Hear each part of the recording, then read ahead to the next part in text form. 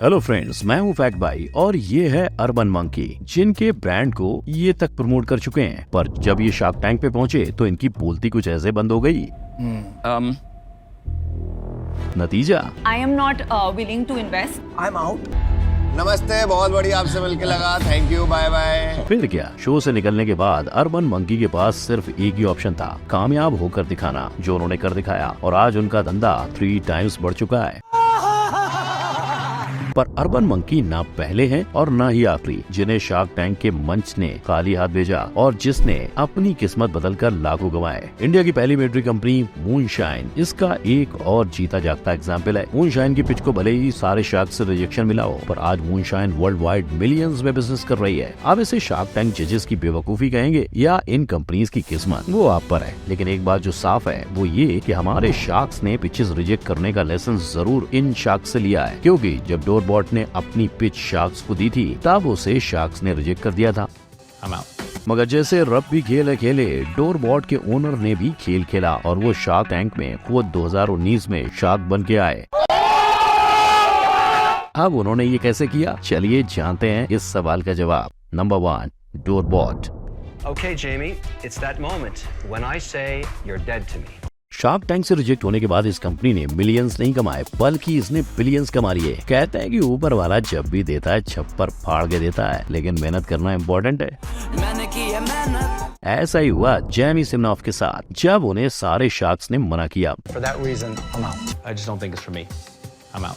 वो रोते हुए अपने घर पहुंचे। वैसे जेमी ने शार्क टैंक में आने से पहले 1 मिलियन का सेल कर लिया था, बहुत पैसे अपने पास। लेकिन अपनी कंपनी को और बड़ा बनाने के लिए वो शार्क टैंक पहुंच गए। वहां से रिजेक्शन के बाद जेमी ने हार नहीं मानी, उसकी जगह उन्होंने अपने मॉडल को बेहतर बनाने पर फोकस किया। उनकी तकदीर तब बदली जब इस चीज को शार्क ओ'नील ने यूज किया और बाद में वो खुद इस ब्रांड के इन्वेस्टर बन गए।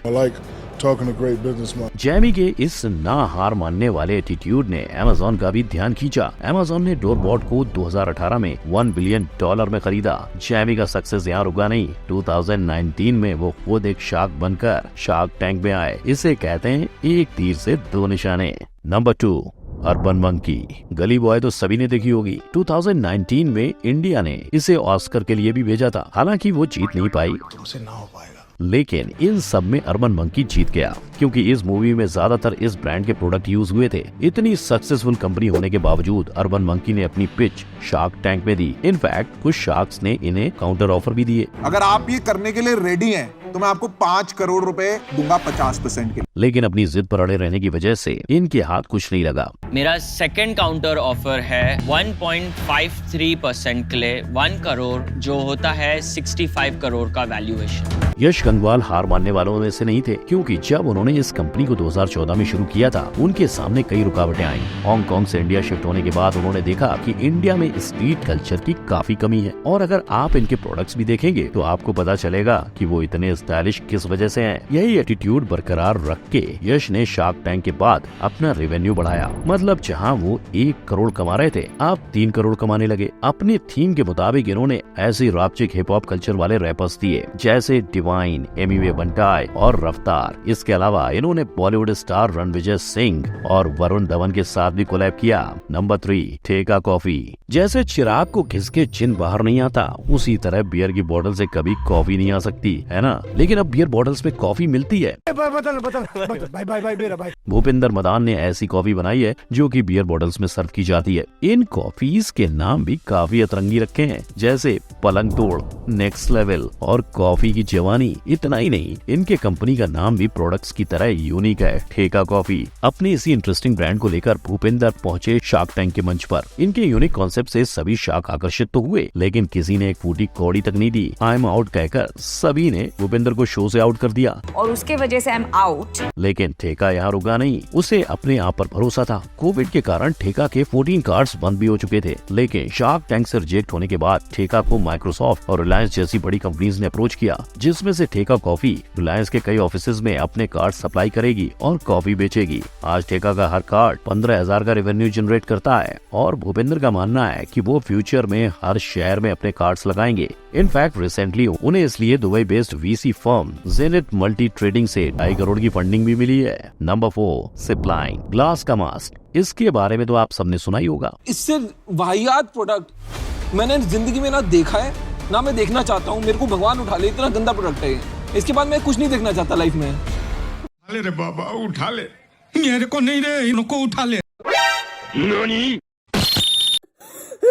शायद ये देखने के बाद आपको याद आ जाएगा, सिपलाइन जब शार्क टैंक में आया था, अश्नीर ग्रोवर के साथ साथ सारे शार्क्स ने इस प्रोडक्ट पर अपनी हंसी निकाल दी। लेकिन सबकी हंसी के बीच जूझ रहे रोहित वॉरियर अपनी कंपनी को लेकर काफी सीरियस थे। शार्क टैंक की बेइज्जती के बाद रोहित ने एक बात ठान ली कि अब कुछ भी हो जाए, साले को बम से उड़ा दूंगा, एक बार हाथ में आ जाए। किसी को मारना, किसी को उठाना है तो ये मुझसे नहीं होगा। उन्हें सिपलाइन को आगे लेकर जाना है। रोहित ने सेल्स बढ़ाने के लिए लोगों को सिपलाइन के बारे में बताना शुरू किया। इसके बाद उन्होंने कुछ छोटी मोटी फंडिंग्स के साथ नए प्रोडक्ट्स पर काम किया। फाइनली जब वो प्रोडक्ट्स लॉन्च हुए, उन्हें लेकर रोहित पहुंच गए दुबई। अपनी कंपनी के लिए फंडिंग्स लाने के बाद भी रोहित अपनी बेइज्जती नहीं भूले थे। उन्होंने अश्नीर का फेमस डायलॉग, क्या कर रहे हैं यार तू, इसे इन्होंने एक टी शर्ट पे लगाकर बेचना शुरू कर दिया। इतना ही नहीं, आज वो शार्क टैंक का नाम मेंशन करने से बिल्कुल भी नहीं हिचकिचाते। भाई क्या कर रहा हूँ मैं, ठंडा। Number 5 moonshine. माना जाता है कि पहले के देवता मीट पीते थे और मीट दुनिया की सबसे पुरानी शराब है और अब ये शहद से बनी दारू आज इंडिया को पिला रहे हैं। मूनशाइन एक ऐसी ब्रांड है जो सारी इंडिया को न सिर्फ मीट पीने का एक्सपीरियंस दे रही है, मगर वो इसे बियर के तौर पर सेल करना चाहते हैं। शाबाश बेटा। शार्क टैंक पर रोहन और नितिन द्वारा प्रेजेंट की गई इनकी ब्रांड शार्क्स को पसंद तो आई, फिर क्या हुआ, लेकिन मामला थोड़ा यहाँ बिगड़ गया। 1.5 crores for a 1% stake in the business. आप 3 मिनट सोच के 10 करोड़ कम किया हो ना 160 करोड़ वैल्यूएशन, ये तो आप लाइक इंसल्ट कर रहे हो। ऑल इन शार्क्स को काउंटर ऑफर एक इंसल्ट लगने के बाद अनुपम मित्तल ने तो अपना चेक ही फाड़ दिया। बड़ा हरामी हो बेटा। भले इन्हें शार्क से डील नहीं मिली, लेकिन शार्क टैंक में आने से लोगों ने इन्हें अप्रूवल दे दिया। एप्पल मीट, ट्रेडिशनल मीट और कॉफी मीट जैसे फ्लेवर्स लोगों के अंदर पॉपुलर होना शुरू हो गए और जहां मूनशाइन सालाना 2.5 करोड़ का धंधा करता था, आज उससे 3 गुना बिजनेस बनाता है। मतलब शार्क टैंक इफेक्ट ने इस कंपनी को रातों रात स्टार बना दिया। Number 6 coffee meets Baghel. जब आप डेट करने की सोचते हो तो माइंड में सबसे पहली डेटिंग ऐप कौन सी आती है? आज इंडिया का 90% जेंट्स कोई एक डेटिंग ऐप यूज करता है, लेकिन सबसे बड़ी मुश्किल तब आती है जब एक लड़की को 10-12 ऑप्शंस मिलते हैं और लड़के को 2-3 लड़की का ऑप्शन। दिल से बुरा लगता है। इस इशू को सॉल्व करने के लिए 3 बहनों ने कॉफी मीट्स बगेल का आविष्कार किया, जहां उनकी ऐप के थ्रू लड़के और लड़कियों को इक्वल चांस मिलेगा कि वो अपने मैचेस ढूंढ सकें, जिससे क्रिएट हुआ क्वालिटी ओवर क्वांटिटी का फंडा। जितना इंटरेस्टिंग ये आपको साउंड कर रहा है, वो इतना शार्क्स को पसंद नहीं आया। इनफैक्ट इनके जज्बे को टेस्ट करके मार्क क्यूबन ने $30 मिलियन में कंपनी खरीदने का ऑफर भी दिया। If I offered you $30 million for the company, would you take it? Shark tank से निकलकर तीनों बहनें फिर से अपने एप्लीकेशन को बेहतर करने में लग गईं और देखते ही देखते कॉफी मीट्स बगेल की डिमांड बढ़ने लगी और इन्हें $23 मिलियन का फंडिंग मिला। आज ये कंपनी इतनी प्रॉफिटेबल है कि अब इसका वैल्यूएशन $150 मिलियन से भी ज्यादा का हो गया है। लाहे शार्क्स को थोड़ा सावधान और सतर्क रहना चाहिए। Number 7 flat heads. Shark tank 2 पर आई हुई ये पिच देखकर कई लोग रो पड़े। फ्लैट हेड्स के ओनर लेने तो डील आए थे, लेकिन शार्क से बात करके उन्हें रियलाइज हुआ कि बिजनेस बंद करना चाहिए। Understand how to do this before I come back and try again. I need a couple of years. Do this. Sorry. इस एपिसोड को देखने के बाद लोग भी काफी इमोशनल हो गए और सपोर्ट के तौर पर सिर्फ 2 ही दिन में फ्लैट हेड्स का बचा हुआ स्टॉक खाली कर दिया। फ्लैट हेड्स का स्ट्रगल इतना फेमस हुआ कि गणेश को सभी प्लेटफॉर्म से सपोर्ट ऑफर होने लगा। सोल्ड स्टोर जैसी बड़ी कंपनी को भी गणेश की स्टोरी अच्छी लगी और उन्होंने फ्लैट हेड्स के साथ कोलैबोरेट किया। एक ऐसा टाइम था कि कोई फ्लैट हेड्स के जूते नहीं लेना चाहता था और आज इसके आउट ऑफ स्टॉक होने के बाद लोग इसकी डिमांड करते नहीं तक रहे हैं। And we just saw, traffic spike on our website, people coming and ordering, multiple messages saying, hey, where's the stock? Give me more, give me more, give me more. इनका केस देखने के बाद सच में लगता है हार के जीतने वाले को बाजीगर कहते हैं। डर के आगे जीत है, जो जीता वही सिकंदर इसकी माँ का। Number 8, agri tourism. आज एक्टर का बेटा एक्टर बनता है और डॉक्टर का बेटा डॉक्टर बनता है, तो क्यों एक किसान का बेटा किसान नहीं बनता?